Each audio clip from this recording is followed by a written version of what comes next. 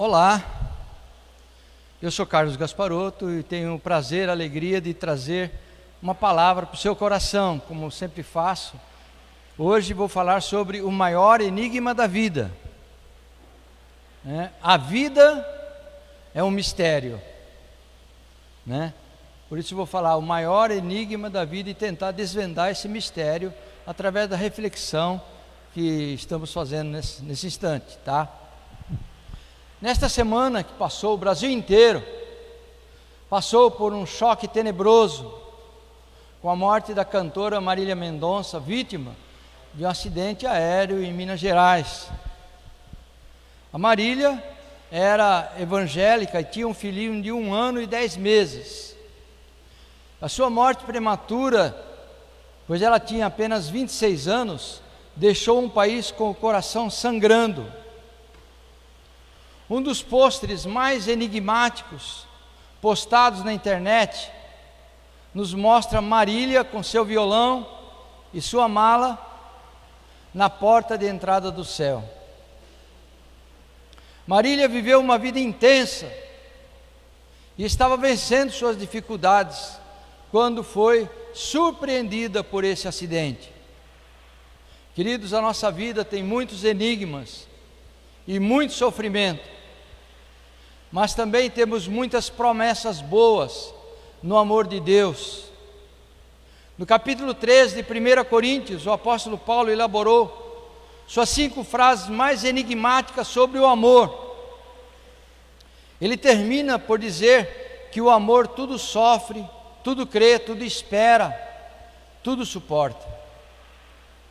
Mas não é sobre o amor que eu irei falar hoje, porém sobre os enigmas da vida, que inclui, obviamente, o amor. Em 1 Coríntios 13, versículo 12, o apóstolo Paulo diz assim: porque agora vemos por espelho, em enigma, mas então veremos face a face. Agora conheço em parte, mas então conhecerei como também sou conhecido. Paulo dizia que ainda que ele falasse as línguas dos homens e dos anjos, e ainda que conhecesse todos os mistérios e toda a ciência, ele não conseguiria traduzir fielmente o que ia em sua mente e em seu coração, se ele não fosse obediente a Deus. Paulo era uma autoridade religiosa de seu tempo, educado aos pés de Gamaliel, conforme ele escreve. E quem era Gamaliel? Gamaliel era um famoso fariseu, era neto do filósofo Hilel, o Velho, que fundara uma das 2 grandes escolas de pensamento dentro do judaísmo farisaico. Gamaliel era tão estimado, tão amado pelo povo, que foi o primeiro a ser chamado de Rabã, título superior ao de rabino. Rabã. De fato, Rabã Gamaliel tornou-se uma pessoa tão respeitada que a Mixna Judaica, que é um livro judaico, diz a seu respeito: quando Rabã Gamaliel o Velho faleceu, cessou a glória da Torá e pereceram a pureza e a santidade. Isso segundo o conceito dos mestres judeus. A frase que Paulo usou para sentar-se aos pés de alguém, que ele disse que foi educado aos pés de Gamaliel, sentar aos pés de alguém, essa frase é significativa da condição de um discípulo ou de um aluno dos tempos de Paulo. É provável que a expressão tenha surgido do fato de os alunos ou discípulos ocuparem um lugar ou assento mais abaixo do que o seu mestre. Como um fariseu, membro do Sinédrio, o apóstolo Paulo expandiu seus conhecimentos sobre o liberalismo de Gamaliel, seu mestre, porque Gamaliel quebrou muitos paradigmas dos judeus, principalmente com relação às mulheres, que ele elogiou e valorizou, tratando-as em pés de igualdade em relação ao divórcio com os homens. Esse mesmo Gamaliel chegou a defender alguns apóstolos que estavam presos por ordem do Sinédrio. Vejam Atos, capítulo 5, versos 38 e 39. O Gamaliel dizendo, na palavra de Lucas: e digo-vos agora, abram mão destes homens e deixai-os ir, porque se este conselho ou esta obra é de homens, ela se desfará. Mas se ela é de Deus, não podereis desfazê-la, para que não aconteça serdes também achados combatendo contra Deus. Olha, quem disse isso foi um mestre judaico, mestre judeu, Gamaliel, mestre dos mestres, das escolas de ensinos filosóficos e religiosos da nação de Israel. Observem que o mestre do apóstolo Paulo acabou por proferir uma profecia sobre o cristianismo, pois os judeus não conseguiram desfazer a grande expansão do Evangelho de Jesus, por mais que o tenham combatido, que se tornou muito maior e muito mais relevante do que o próprio judaísmo. Bem, depois de expormos os primórdios da educação do apóstolo Paulo, continuemos a expressar o seu pensamento a respeito dos significados de seus ensinos. Lembre-se de que Paulo está dizendo que agora vemos por espelho, em enigma. O espelho de que fala Paulo não era tão perfeito quanto o espelho dos nossos dias, espelho de vidro que possuímos hoje. Naquela época o espelho era embaçado, pois era de bronze polido. Os primeiros espelhos de vidro eram feitos de telhas de vidro, ligeiramente curvadas, num processo impreciso, resultando em espelhos de reflexão fraca. Foi a tentativa que foi feita entre o século I e o século IV. Somente por volta de 500 depois de Cristo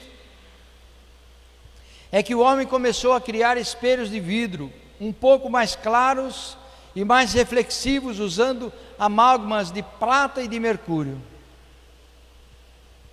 Portanto, quando Paulo falava que o espelho representava os enigmas, ele queria dizer que, como as imagens dissonantes dos espelhos eram como os enigmas, pois esses precisavam ser interpretados para se tornarem mensagens claras e reais. É por isso que Cristo falava em enigmas ou em parábolas para as multidões, mas com seus discípulos ele explicava tudo claramente, diz os evangelhos. E Paulo continua sua linha de pensamento em 1 Coríntios 13, versículo 8. Amados, o que eu estou trazendo para vocês é algo profundo das Escrituras, e ninguém me ensinou, isso não foi colado, não foi plagiado de nenhum outro escritor, de nenhum outro ensino, ou de nenhum outro site. São ensinos que o Espírito Santo me revelou na manhã de hoje. Em 1 Coríntios 13, de 8 a 11, Paulo diz assim: o amor nunca falha, mas havendo profecias serão aniquiladas, havendo línguas cessarão, havendo ciência desaparecerá.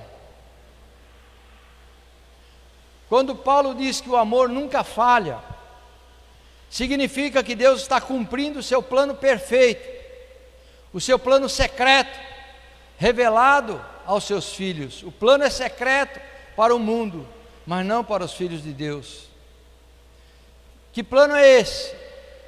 É o plano que você já conhece, que é engrandecer a sua palavra, engrandecendo o nome de Jesus Cristo nele encarnada, porque Cristo encarna a palavra de Deus. No princípio era o Logos, e o Logos estava com Deus, e o Logos era Deus. Logos é a palavra grega para palavra, ou verbo, né? No princípio era o verbo estava com Deus, e o verbo era Deus. Então Cristo encarnava o verbo de Deus, Cristo encarna a palavra de Deus, Cristo é a própria palavra de Deus. A seguir Paulo diz assim, em 1 Coríntios 13, 9, versículo 9: porque em parte conhecemos, e em parte profetizamos. Nesse tempo da graça que vivemos, Paulo diz que não conhecemos tudo do mundo futuro, mas apenas uma parte. E é verdade mesmo, não é? Nós não sabemos detalhes do mundo futuro. Muitos detalhes não se encontram claramente descritos, nem no livro do Apocalipse. Apesar das várias revelações que temos do arrebatamento, do milênio, da volta de Jesus e da vida futura com Deus, não conhecemos todos os detalhes. Por isso Paulo diz que em parte conhecemos, mas ele também diz que em parte profetizamos. Em parte conhecemos e em parte profetizamos, diz o apóstolo Paulo em 1 Coríntios 13. Profetizar tem muito mais a ver com proclamar a palavra de Deus do que em revelar coisas novas ou revelar segredos de Deus. A origem da palavra profeta, tanto no Velho como no Novo Testamento, é anunciador. Vejam em Êxodo capítulo 7, versos de 1 a 2, no Monte Sinai, Deus falou a Moisés: tu falarás tudo o que eu te mandar, e Arão teu irmão falará a Faraó. Êxodo 7, 2. Tu falarás tudo o que eu te mandar, e Arão teu irmão anunciará a Faraó. Veja que aqui Moisés e Arão estão na qualidade de profetas, como anunciadores da voz de Deus, como anunciadores da palavra de Deus. Já no grego, na linguagem grega, o significado de profetizar é fornecer luz, dar conhecimento, porque luz significa conhecimento. Sendo assim, o sentido bíblico da palavra profeta ou profecia é o de falando da presença de Deus, ou melhor, a partir de sua presença expor os oráculos de Deus. O resultado é que os corações e consciências dos ouvintes são colocados sob a sua luz. Aquilo que por natureza se opõe a Deus é então confrontado com essa luz, a luz de Deus. O profeta Elias disse a seu próprio respeito, em 1 Reis 17:1, Elias diz assim: tão certo como vive o Senhor, Deus de Israel, perante cuja face eu estou. Tão certo como vive o Senhor Deus de Israel, perante cuja face eu estou. E quando Elias dava uma profecia, essa profecia era sucedida da expressão: assim diz o Senhor. Elias estava diante de Deus, por vezes até prostrado, e é por isso que podia falar desde a sua presença. Quando Pedro escreve a respeito dos oráculos de Deus, eram palavras que procedem da boca de Deus. Então ele está justamente se referindo a esse aspecto do serviço profético. 1 Pedro 4, versículo 11. Dessa forma, profetizar em parte, como diz Paulo, é anunciar a palavra de Deus, talvez não na sua totalidade, por falta de nossa experiência com o futuro que há de vir. Então voltemos ao versículo 8 de 1 Coríntios 13. Paulo diz: o amor nunca falha, mas havendo profecias, serão aniquiladas. Havendo línguas, cessarão. Havendo ciência, desaparecerá. Paulo diz que haverá um tempo em que as profecias serão aniquiladas, as línguas cessarão e a ciência vai desaparecer do mapa. Que tempo seria esse? Para entendermos essa predição do apóstolo Paulo, vamos ao verso 10 de 1 Coríntios 13. Ele diz: mas quando vier o que é perfeito, então o que é em parte será aniquilado. Esse verso 10 está em completa sintonia com o versículo 8. Pois será aniquilado aquilo que é parcial, aquilo que é temporal, aquilo que não representa o todo do reino de Deus, né? Como línguas, profecias e ciência. Ciência é conhecimento, tá? Serão aniquiladas as profecias, pois não haverá mais necessidade de pregação. Cessarão as línguas estranhas, pois haverá uma só língua universal no reino de Deus. Vai cessar a síndrome da Torre de Babel.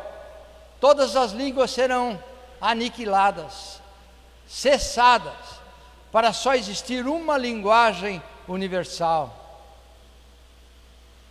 A ciência também desaparecerá, porque não haverá mais necessidade de investigação humana,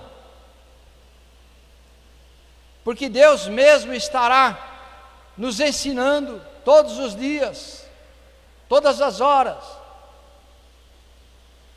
O apóstolo Tiago fala sobre uma obra perfeita. Tiago 1, versículo 4. Tenha, porém, a perseverança a sua obra perfeita, para que sejais perfeitos e completos, sem faltar coisa alguma. Veja que estamos falando de algo que agora é completo e perfeito, não parcial, não temporal.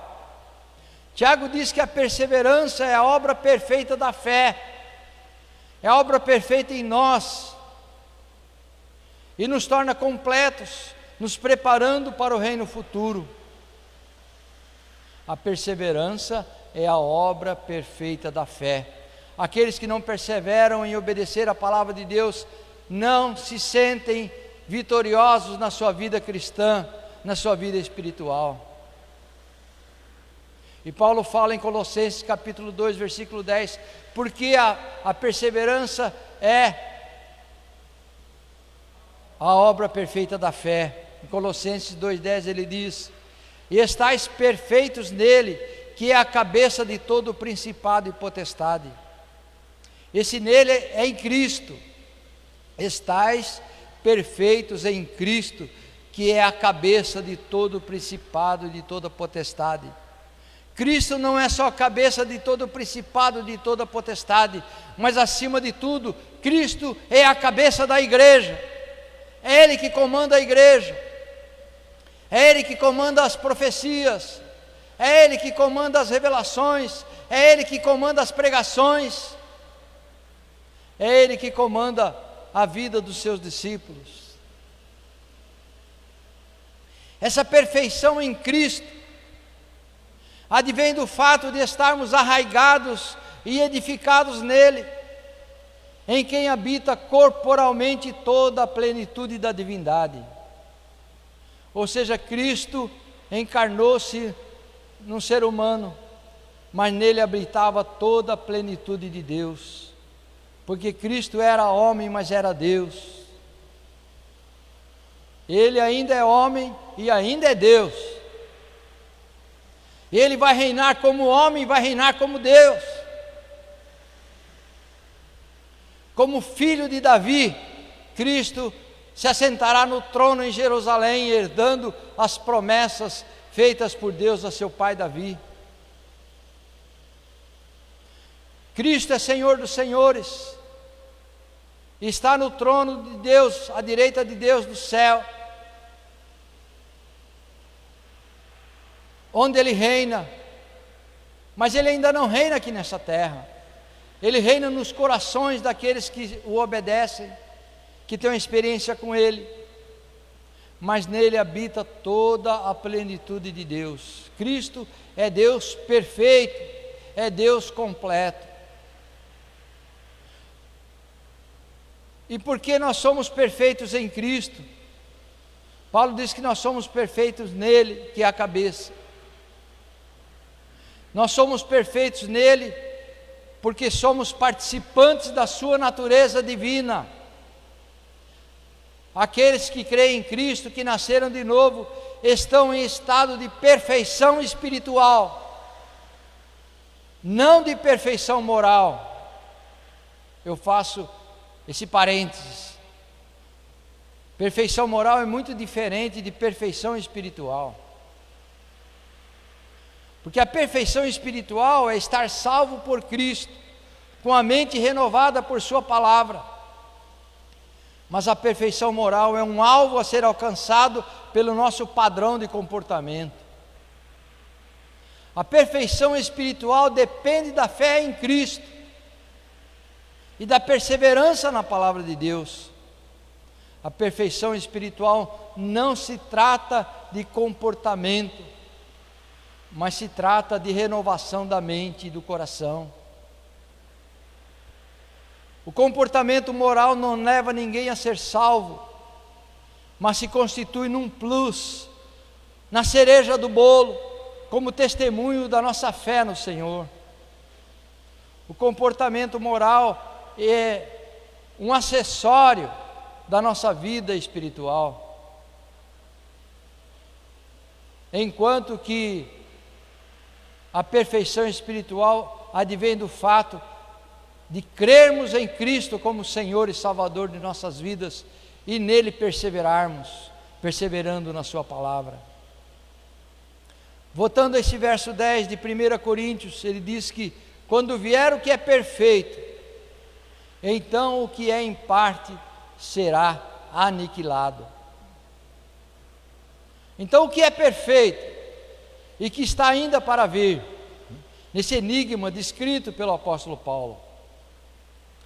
Hebreus 9,15 nos responde assim: e por isso Cristo é mediador de um novo testamento, para que, intervindo a morte para a remissão das transgressões que havia debaixo do primeiro testamento, os chamados recebam a promessa da herança eterna.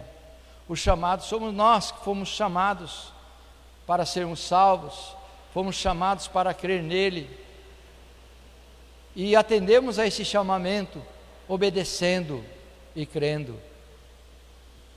Essa herança eterna é uma promessa, é um chamado que não é automático, como alguns creem, né? Nós somos chamados, mas se não obedecermos, o chamado não resolve nada. Se não estivermos em prontidão para obedecer o chamado, nós não teremos essa herança eterna. Porque somente no batismo pela morte de Jesus Cristo é que nós respondemos a esse chamamento. Então essa herança eterna é uma promessa para aqueles que creem em Cristo, promessa garantida por Jesus aos que o obedecem e aos que seguem a sua palavra, aqueles que o servem. Jesus fez uma promessa para estes, para aqueles que estão arrolados, como na sua igreja universal, na sua igreja espiritual. Em Apocalipse 22:12 ele fez essa promessa: e eis que cedo venho, e o meu galardão está comigo para dar a cada um segundo a sua obra. Eis que cedo venho, e o meu galardão está comigo para dar a cada um segundo a sua obra. Amados, essa herança do reino é uma questão de maturidade espiritual, dizia o apóstolo Paulo. Por isso que no versículo 11 desse capítulo 13, Paulo diz, ele termina nesse lindo capítulo 13, que fala sobre o amor. Ele termina dizendo: quando era menino, falava como menino, sentia como menino, discorria como menino, mas logo que cheguei a ser homem, acabei com as coisas de menino. Todos nós já fomos meninas e meninos, fisicamente falando. Porém, todos nós também fomos meninas e meninos espiritualmente falando. Se por um lado Cristo usa um menino, uma criança como exemplo de pureza e como exemplo de aprendizado, porque ele diz: deixai vir a mim os meninos, porque deles é o reino dos céus.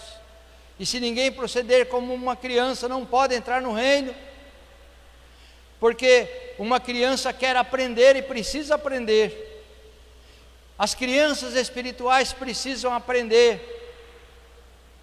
Mais do que precisar aprender, precisam ter um coração aberto para aprender. Precisam ter um coração suscetível de aprendizado, desejoso de aprender com Cristo. Eu me lembro, quando eu era moço, mas eu ainda era um menino espiritual, quanta dificuldade tem um menino espiritual, uma menina espiritual para obedecer, porque as crianças são egoístas, elas só pensam em si mesmas.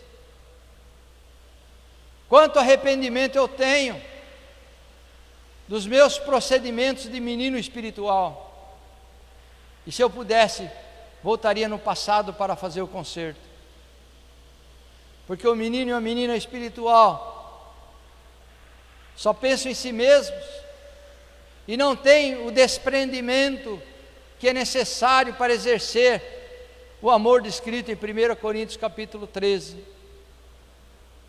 porque o amor, não se soberbece, o amor não arde em ciúmes, o amor não é egoísta, o amor tudo sofre, tudo crê, tudo espera. Criança não gosta de sofrer, não somente não gosta, mas não tem nenhuma maturidade para vencer o sofrimento. Por isso que a criança chora no sofrimento. Mas aqueles que têm maturidade espiritual enfrentam o sofrimento de frente, para vencer aquilo que os desgasta emocionalmente e fisicamente. Tem muito menino e muita menina espiritual buscando servir a Deus por meio de regras, por meio de sacrifícios, por meio de misticismos. Esses são meninos espirituais que desconhecem os efeitos da palavra de Deus, de obedecer a palavra de Deus.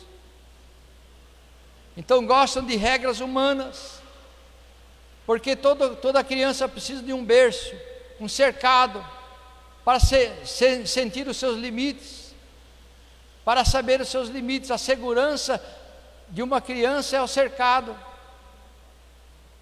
porque ela sabe que ela não pode passar daquela cerca. Por isso o melhor lugar de um bebê que começa a andar é um cercado. Dali ela não passa.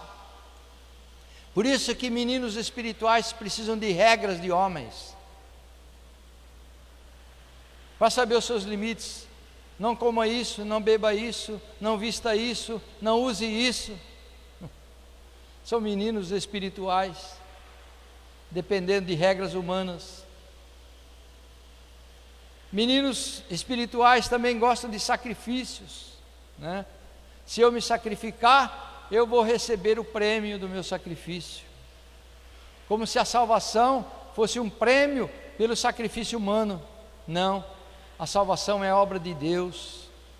Não, Jesus disse que não era possível nós aumentarmos a nossa vida em meio metro,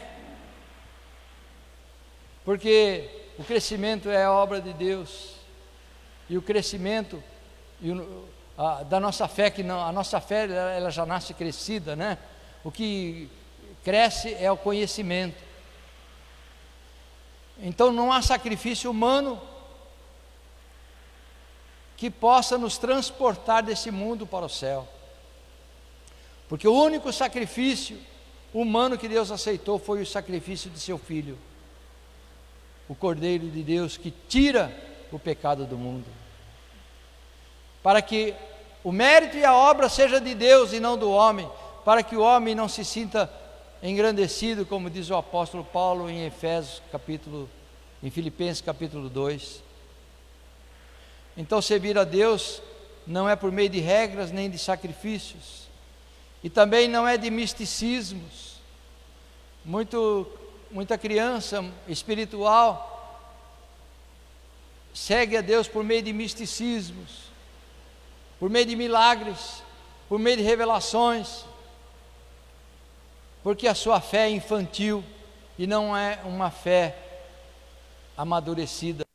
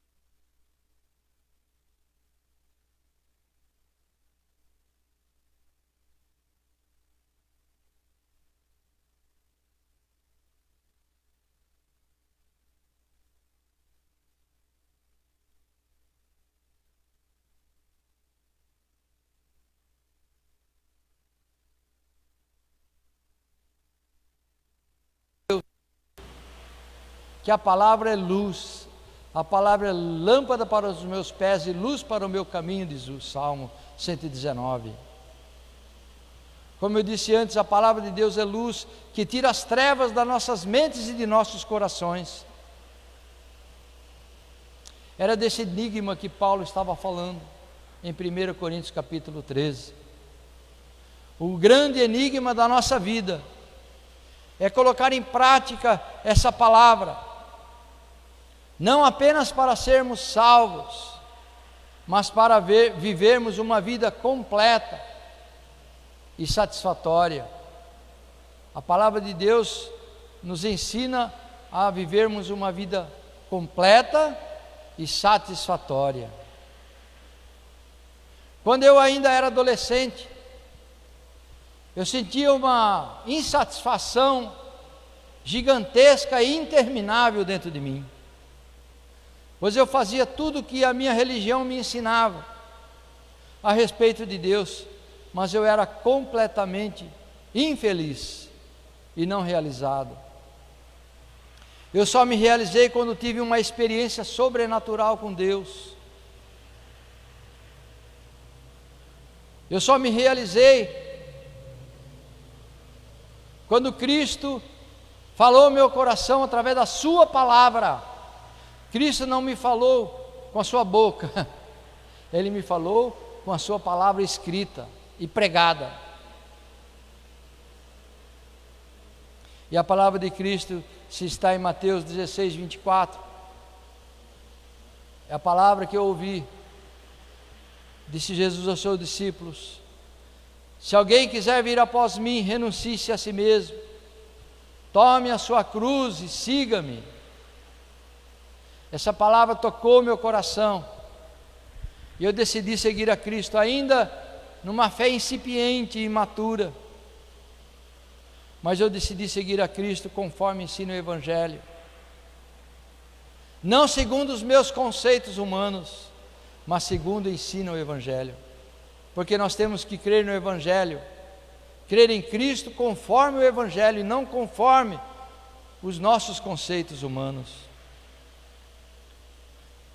Um dia, quando eu já estava em Santos, eu li o livro E Seus Passos, que faria Jesus? Livro que me tocou profundamente. E daquele dia em diante, eu decidi obedecer a Cristo em tudo, sem temer as consequências. E é quando nos encontramos com Cristo, é quando mais nós nos encontramos conosco mesmos. O maior enigma da vida para mim é encontrar a Cristo. O maior enigma da vida é renunciar a si mesmo e se tornar o seu discípulo. Portanto, você que está me vendo no conforto do seu lar, eu estou à sua disposição para te ajudar a fazer o mesmo, se for do seu desejo. O maior enigma da vida é se encontrar com Cristo, se encontrar com sua palavra e se tornar um seu discípulo. Faça isso, querido, faça isso, e você deixará, aprendendo com a palavra dele, deixará de ser um menino espiritual para se tornar um homem maduro, espiritualmente falando. Que Deus te dê graça de ter esse encontro e essa vida, em nome de Jesus, amém.